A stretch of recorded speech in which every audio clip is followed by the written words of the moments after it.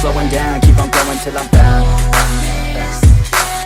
No, I'm never slowing down. Hey guys and welcome back to Underrated Noobs. और आज हम लोग यहाँ पे बात करेंगे UFC फाइट नाइट के बारे में, और मैं यहाँ पे डिस्क्लोज करूँगा पूरे मेन कार्ड की डिटेल्स। बट बिफोर दैट, जिन लोगों ने भी अभी तक ओवरईम वर्सेस सकाई की हाइलाइट्स को अभी तक नहीं देखा है, वो ऊपर आई बटन पे क्लिक करो and you can catch all the highlights for free. तो चलिए गाइस, इसी के साथ में आज की वीडियो को स्टार्ट करते हैं। जो पहला इवेंट आपको देखने को मिलेगा मेन कार्ड के अंदर, वो मिडिल वेट बाउट के अंदर आपको देखने को मिलेगा between Kevin Holland versus Darren Stewart. So Kevin Holland एक अमेरिकन एमएमए फाइटर है जिनका रिकॉर्ड है 18 विन्स एंड 5 लॉस। वहीं पर डैरेन स्टीवर्ट के बारे में अगर मैं बात करूँ तो उनके अभी तक के हैं 12 विन्स एंड ओनली 5 लॉस। काफ़ी अच्छा रिकॉर्ड है दोनों का अकॉर्डिंग टू मी।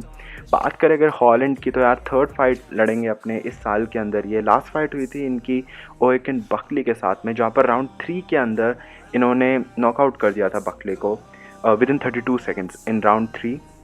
और अगर मैं बात करूँ स्टीवर्ट के बारे में, तो लास्ट जो हारे थे अपनी फ़ाइट वो एडमिन शबाजियन से हारे थे इन द ईयर 2018। उसके बाद से ये कंटिन्यूसली उनका सेकंड ईयर है जहाँ पर वो अभी तक कोई भी फाइट नहीं हारे हैं। सो डेफिनेटली अच्छी फाइट देखने को मिलेगी। और जिन लोगों ने भी एडमिन शबाजियन वर्सेस ब्रंसन के अभी तक हाइलाइट्स नहीं देखे हैं, वो ऊपर आई बटन पे क्लिक करो और आप वो भी हाइलाइट्स फ्री में कैच कर सकते हैं वहाँ से भी। सो यार, जो इस फाइट के अगर मैं आपको कुछ चांसेस बताऊं, सो ये फाइट काफ़ी एंटरटेनिंग होने वाली है, बिकॉज इसमें आपको नॉकआउट या सबमिशन के चांसेस जो हैं वो हमारे पास में यहाँ पे ज़्यादा निकल के आते हैं। अगर मैं एक आउटलुक आपको बताऊं दोनों प्लेयर्स के बारे में, सो यार यहाँ पे डिसीजन के चांसेस कम है। सो आप ज़रूर देखिएगा ये फाइट, बिकॉज ये काफ़ी एंटरटेनिंग फाइट हो सकती है।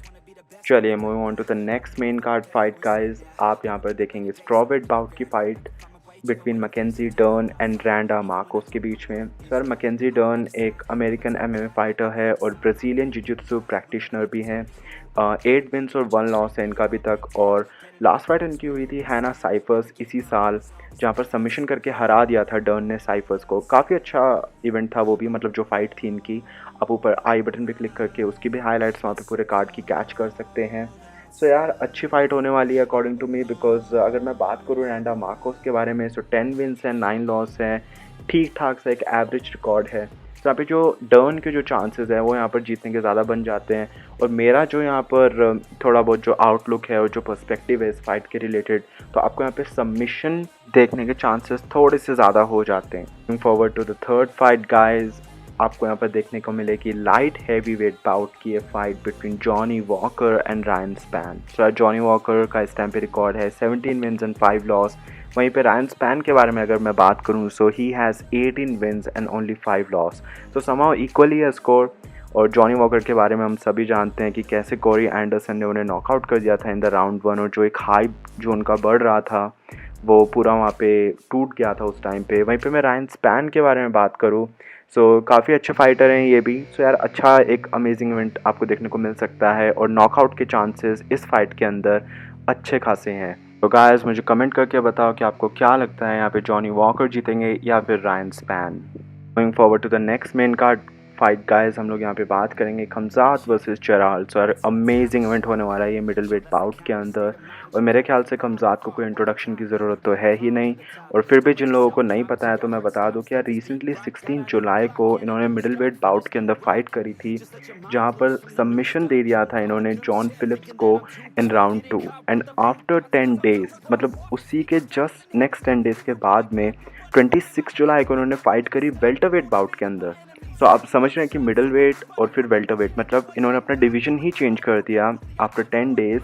और यहाँ पे रीस मिकल से फाइट ली थी, जहाँ पर रीस को इन्होंने राउंड 1 के अंदर नॉकआउट कर दिया था। सो आप सोच सकते हैं कि कितने अच्छे और कितने प्रोमिनेंट और अमेजिंग फाइटर हैं ये। सो आपको मज़ा आएगा यार ये फाइट देख के। Moving forward to our co main event guys, आपको यहाँ पर देखने को मिलेगी fight in the welterweight bout between Donald Cerrone versus Niko Price. So यार सेरोने के बारे में बात करूँ, सो लास्ट 4 फाइट्स जो हैं वो हारे ही हैं। एंथनी पेटिस के साथ में जो इनकी लास्ट फाइट हुई थी, जो एक मेरा पर्सनल बिलीफ है that he got dropped into that fight.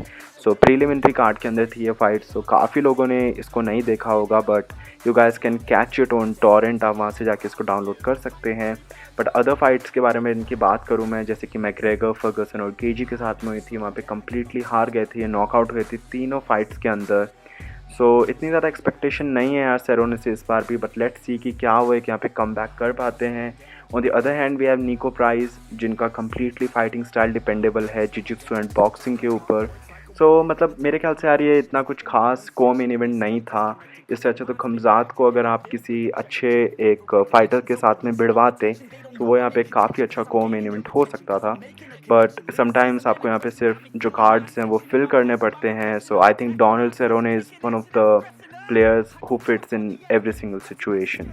So guys, do let me know in the comment section कि आपको क्या लगता है यहाँ पे काउबॉय जीतेंगे या फिर निको प्राइस।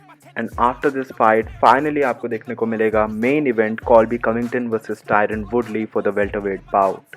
सो यार कविंगटन के जो इस टाइम पे ऑड्स हैं जीतने के वो काफ़ी ज़्यादा हैं। अगर मैं जितनी भी बेटिंग साइट्स के बारे में बात करूँ, और कविंगटन का स्कोर भी है 15 विन्स एंड ओनली 2 लॉस, जहाँ पे वुडली का जो स्कोर है वो है 19 विन्स एंड 5 लॉस।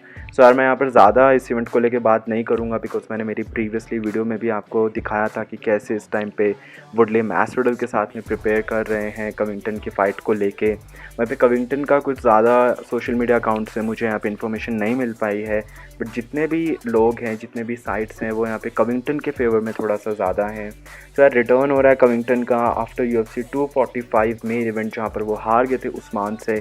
वहीं पर अगर मैं वुडली के बारे में बात करूँ सो आप ऊपर आई बटन पे क्लिक करके बर्न्स की हाइलाइट्स देख सकते हैं, जहाँ पे जो उनका एक बीस्ट हमें देखने को मिलता है वुडली का, वो हमें देखने को नहीं मिला था। So guys let's hope for the best, क्योंकि मैं यहाँ पे चाहूँगा कि डेफिनेटली वुडली ही जीते बिकॉज मेरे को देखना है वापस एक बार वुडली वर्सेस उस्मान, या फिर अगर वुडली वर्सेस मैसविडल होता है तो काफ़ी अमेजिंग इवेंट रहेगा वो भी, या फिर कविंगटन वर्सेस मैसविडल रहता है तो बाकी जो भी चीज़ें होंगी वो बाद में होंगी। But I am praying Woodley to win. And आप भी मुझे बताइए कमेंट सेक्शन में कि आपके क्या थॉट प्रोसेस हैं। And one more thing guys, last week मैं थोड़ा सा बिजी था and I am really sorry कि जो लास्ट UFC फाइट नाइट के हाइलाइट्स थे वो मैं यहाँ पे पोस्ट नहीं कर पाया था, बट मैं डेफिनेटली इस इवेंट के हाइलाइट्स को पोस्ट करूँगा अपने चैनल पे।